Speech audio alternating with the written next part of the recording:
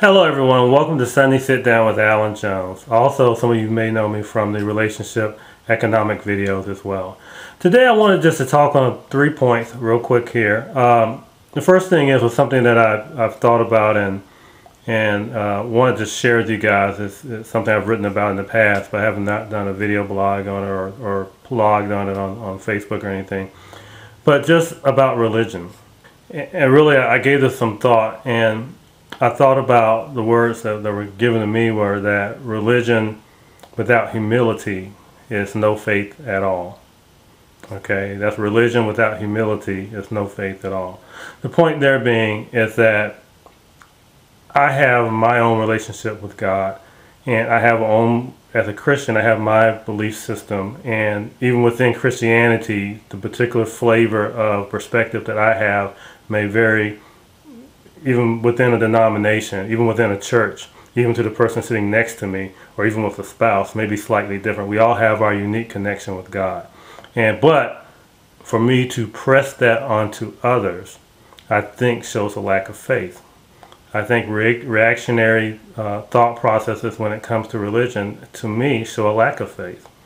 That we ought to, at least I feel, that if I have true faith in God, that God's going to work it out for all these other individuals, and that I need not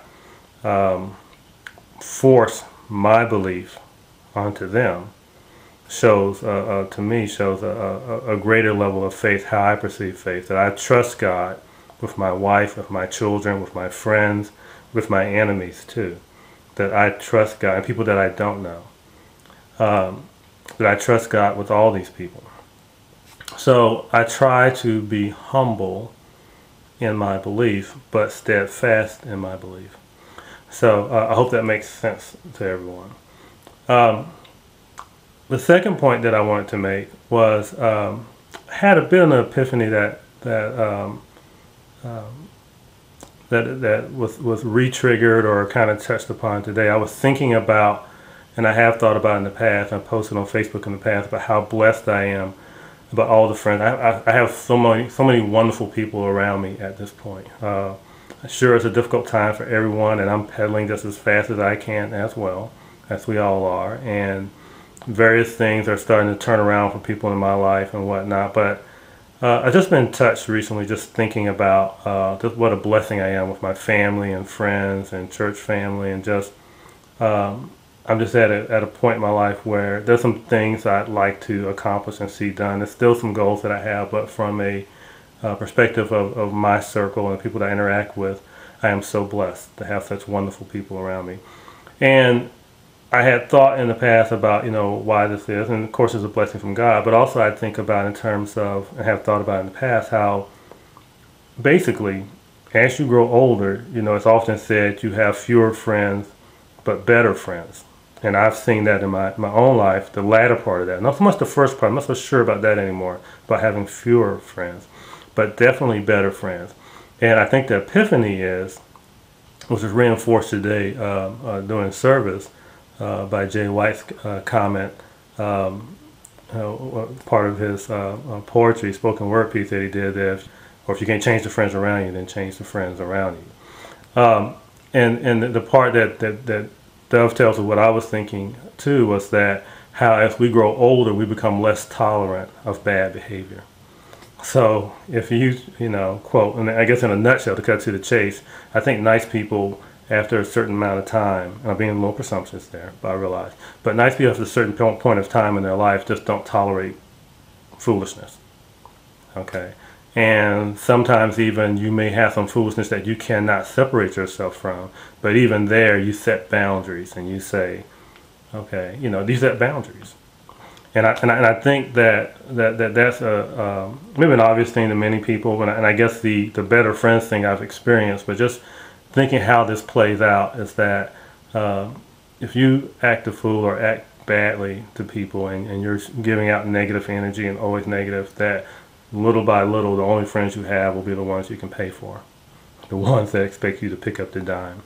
So that's just a life lesson, and I realize anybody my age, most people my age will probably already figure that out for themselves, but that's one of these things. I think when you're younger, you're trying to please everybody, and Not trying to please everybody doesn't mean being mean, but just realizing that you can only go to a certain point, and after that you just have to let people go. Okay, which brings me to the last piece I want to do. I wanted to do a little spoken word piece, which is slightly off camera.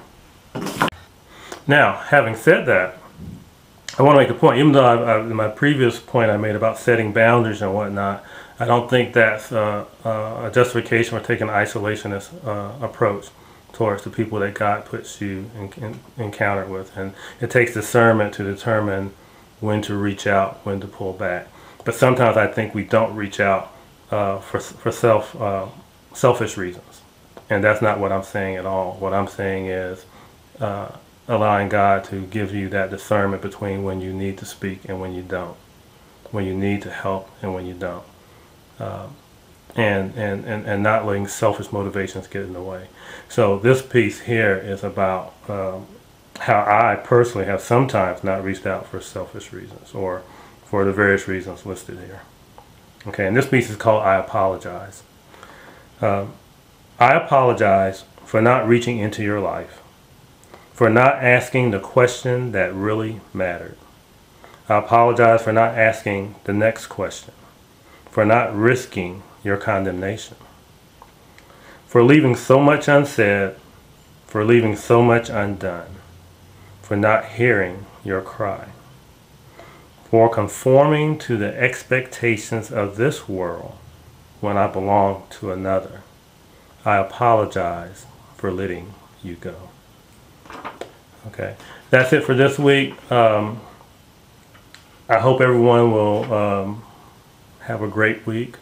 I'm sure I'll put some annotations in here to try to expand on some of these points and make them more plain. Anyway, love you guys. Take care and be blessed. Take care.